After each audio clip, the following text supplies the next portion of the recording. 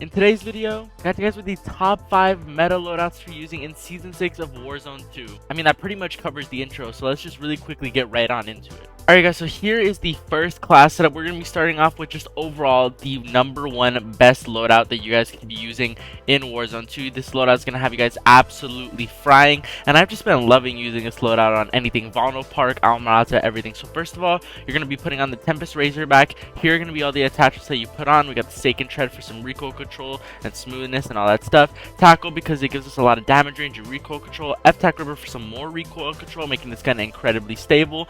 Aim Off V4 because it's just one of the best optics to be using in the game. And then we got the 60 round mag, so that way we don't run out of ammo, which you are definitely going to need if you guys are going to be using the Tempest Razorback. Here's going to go ahead and go through all of the tuning, and you guys can go ahead and copy it down. Now right now all of the underbarrels cannot use tuning, but that should be fixed very soon. But I'm just not going to say anything about it because who knows, it might not even be fixed until Modern Warfare 3. Next weapon for the SMG is going to be the Bass P. Now this Bass P class is just absolutely insane. If you guys are wondering why the Bass P all of a sudden made its way through like the MP5 and the ISO 9mm and the ISO 45, the Bass P just got buffed so much that it is like one of the best SMGs right now. To 7 meters, the MP5 beats the Bass P, but anything beyond 7 meters, the Bass P is going to be winning 100% of the time. So people just decided to use the Bass P. So here's going to be all the attachments for that. We got the Spiral V3.5 flash hider, so that way we got some muzzle concealment and some recoil control. Hollow point for some more recoil control and crippling damage effect, which is, you know, you guys are going to need to rock the hollow point because the hollow point rounds are basically like stun grenades in your bullets. 50 round mag, so that we have the highest ammo capacity and we don't have to reload, and we can take out multiple enemies. Bruin Flash V4 stock for some ADS speed and just overall movement speed, and BLK LZR 7 milliwatt laser for some ADS speed and sprint to fire speed. We're just going to go ahead and go through all of the tuning really quickly, and you guys can copy the attachments for yourselves. Copy this class up, let me know what you guys think down in the comment section down below. And now we're on to the next weapon, which is going to be the Cast-Off 762. Now this thing is still pretty viable even after the nerfs that it received, so I'm still going to be showing it to you guys right here. We got the Stake and Tread for some recoil control and smoothness and everything I said before. Cast 10 584mm barrel for some damage range and recoil control. F-Tac Ripper for the underbarrel, 40 round magazine because this is the highest magazine size that we have. And then the Corvus Soul 76. Now you guys don't have to use this if you guys want. You guys can go ahead and go with the Aim Off V4 again. And if you guys go for the Aim Off V4 again, I actually highly recommend going for close rather than far. Now here's going to be the tuning for all of the attachments. I just have it at max just to play it safe because the Cast-Off 762 had so much recoil that I couldn't help but be safe without like the fine tuning and all that. And as you guys can see, it's still absolutely incredibly stable. You just have to, you know, move your thumbstick down quite a bit and you guys should be good to go. Our next weapon is going to be the M13B. This thing is still absolutely insane. Is it meta? I mean, of course not, because that just goes to the Tempest Razorback. The Tempest Razorback and the Cast-Off 762 are just so damn ahead of the game that any other gun kind of just can't compete as an assault rifle. But if you guys don't have either of those guns leveled up, or you guys just don't feel like using them, the M13 is an amazing option to go to, and here are going to be all the attachments you guys are going to want to be using.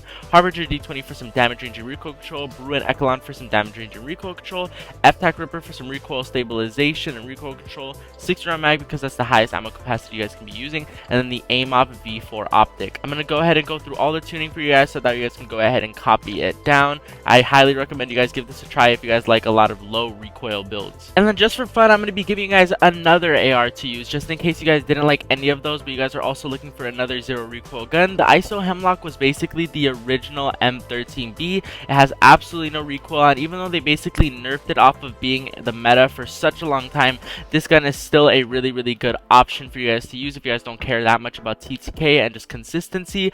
Harbinger D20 for some damage range and recoil control, Fielder T50 for some damage range and recoil control, F-Tac Ripper for some recoil stabilization, 45 round mag because that's the highest ammo capacity that we have, and then the Aim Off V4 optic. You guys can go ahead and copy down all the tuning for this gun as well. Like I said, it just has absolutely zero recoil control, and it's actually really good if you guys care more about recoil control than consistency. As you guys could see right here, I mean, this gun just absolutely does not move. I would say it probably moves less than the M13B, but like I said guys, absolutely none of those assault rifles compare or come even close to the Tempest Razorback, so I still recommend you guys give that AR a try before you go on to the other ones. Don't count it out right from the get-go. And the next class setup that we got is another SMG, which is going to be the Lockman Sub, aka the MP5. This is your second best option to be using against the Bass P, just because it kills up close really quickly, but like I said, it doesn't maintain that damage range as well as the BAS P does. But just in case you guys like to keep your gunfights really close, this is going to beat people almost 10 out of 10 times if you hit all of your shots. So I'm going to go ahead and go through all the attachments to give the tuning right here. We got the Lacerda compensator for some horizontal recoil control to balance everything out. We got the L38 Falcon 226mm for some move speed and ADS speed to give us that quick, flicky feeling in our SMG.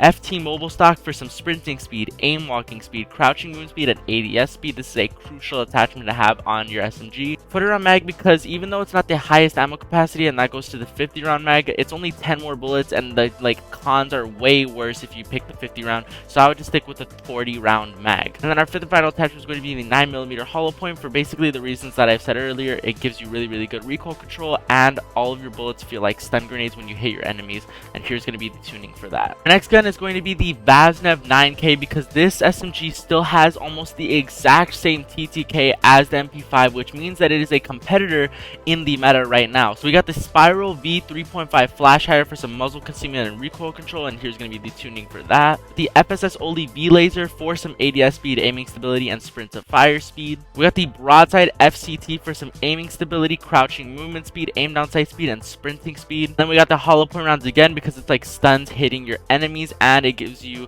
really good recoil control. And then of course 45 round mag, because that is the highest ammo capacity to be using on this weapon.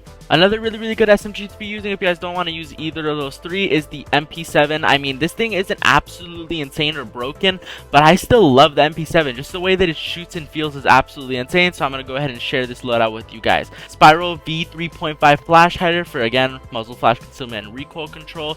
We got the VLK LZR 7mW speed for some more ADS speed, aiming stability, and sprint to fire speed. We got the Demo RXT stock for some crouch movement speed, sprinting speed, and ADS speed. 50 round mag, because it is not the highest ammo capacity that we can put on this weapon, but it's the same situation as the MP5. It's just better to go right in the middle rather than go all the way up to 60, because the cons for 60 is just way too much.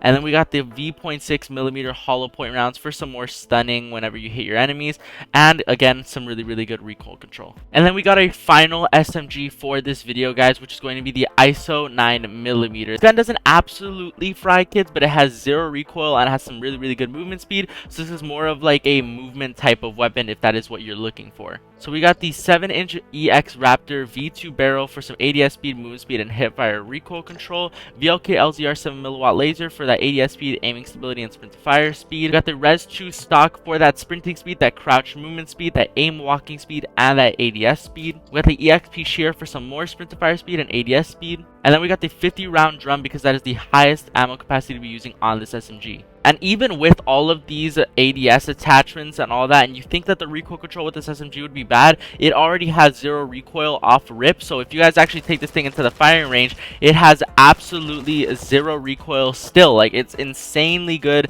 It maintains its ADS speed really well. It maintains its recoil control really well. Its damage range is pretty good. And I think you guys just for sure should give this SMG a try for yourselves. But yeah, guys, those were all of the top meta loadouts to be using in Warzone 2 and Vondel Park. If you guys did enjoy this video, make sure you guys go down below and drop a sub with the post notification bell turned on so you guys don't miss an upload, because you guys are not going to want to miss what we have planned here on the channel. And I will see you guys all in the next one. Later.